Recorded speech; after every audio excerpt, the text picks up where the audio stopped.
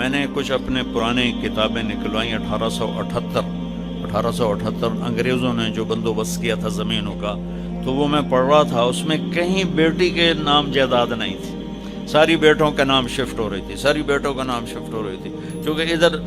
اس paper ہمارے خاندان آ رہا ہے، اس پیپر پہ ہندوؤں کا آ رہا ہے، تو دونوں طرف میں نے دیکھا بیٹیوں کے نام کچھ بھی نہیں تھا، ساری زمین یہ فلاں کی، اس سے آگے فلاں کے بیٹے کو منتقل ہو گئی، وہ کوئی دھیاں تو ہون گیاں، بیٹیوں کے نام کچھ نہیں ہے۔ تو اپنی بہنوں کو عزت، میرے نبی نے فرمایا جس کو اللہ نے 2 بہنیں دیں یا 2 بیٹیاں دیں، اس نے ان کا حق ادا کیا اور ان کو عزت کے ساتھ ڈولی میں بٹھایا، تو اس پر جنت واجب ہو گئی، وہ جنت میں داخل ہو گیا۔ تو اپنی بہنوں کو اب حق دو، اپنی ماں کو، باپ کو، بھائی کو، ان سے کہتا ہوں اپنے بھائیوں کو عزت دیں، احترام دیں، اپنے گھر کی فضا کو محبت والی فضا بنائیں، اور محبت کی فضا بنتی ہے جب اس زبان پہ قابو پایا جاتا ہے۔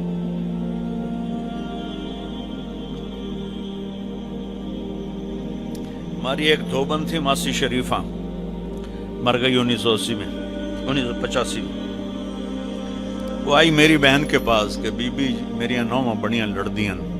ماشاءاللہ خود شیرنی آئی، لڑدی آپ آئی، تو میریاں نوواں میرے نال بڑا لڑدیاں، میں نے کوئی تویز دے ساریاں میریاں نوکر بن جاویں، میرے اگو کس کرنا ہے۔ تو میری بہن نے ایسے ایک الٹے سیدھے بنا کے نا نقش رول کر کے اس کو دیا کہ ماسی شریفہ اے تویز ہے، جداں تیری لڑائی ہومن لگنا اے تویز تو دن دیٹھ دب کے تے بہ جانا ہے، چک مار کے بانا ہے، تویز ڈھڑ نہیں دیونا، جو رہ گیا تیری خیر نہیں۔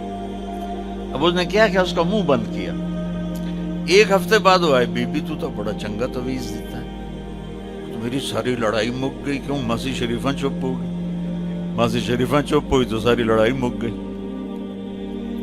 3 بچیوں سے کہتا ہوں یہ تعویذ مجھ سے لے لو، ہمارا سسرال بہت ظالم ہے، میں دکھ سے کہہ رہا ہوں، ہمارا سسرال چاہے وہ دیندار ہوں، چاہے وہ نمازی پرہیزگار ہوں،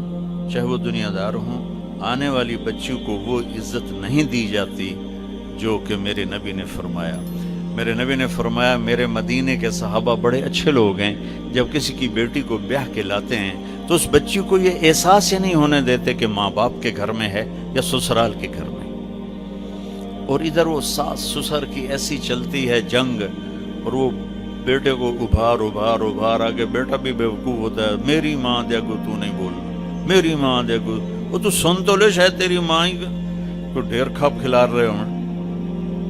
ہاں تیری بیوی غلط کرے تو بیوی کو سمجھا، تیری ماں غلط کرے تو ماں کو سمجھا۔ اللہ کے واسطے بچوں، میں آپ کو گھر کی زندگی سمجھا رہا ہوں، یہ کوئی خطیب نہیں بتاتا ہے، میں آپ کو گھر کی زندگی، ان سب کی شادیاں ہونے والی ہیں آپ سب کی۔